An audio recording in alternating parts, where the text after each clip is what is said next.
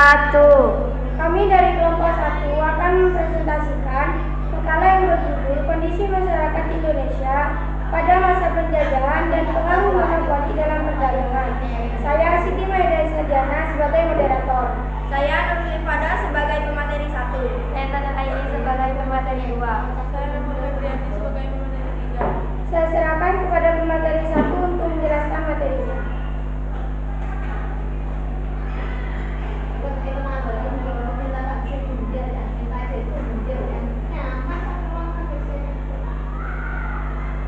Indonesia adalah negara yang sangat kaya akan sumber daya alamnya.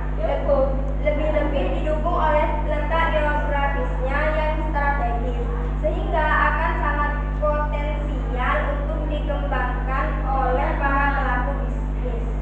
Berdasarkan kondisi tersebut, tidak heran apabila banyak bangsa-bangsa lain yang memiliki keinginan untuk mengeksploitasi dan memonopoli sumber daya ekonomi di Indonesia. Sejak zaman penjajahan kolonial Belanda, era kemerdekaan, bahkan sampai pada era globalisasi ini. Pengaruh negatif monopoli perdagangan.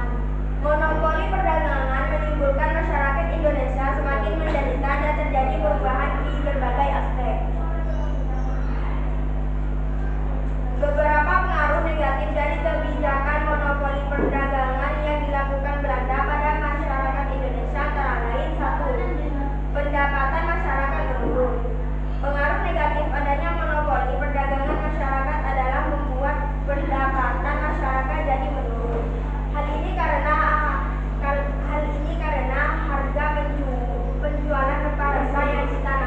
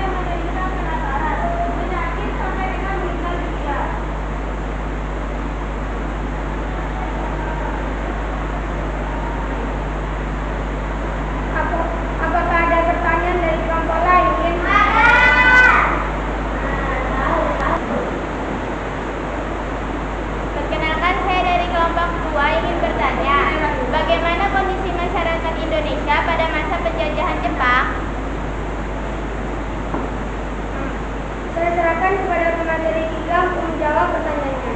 Kondisi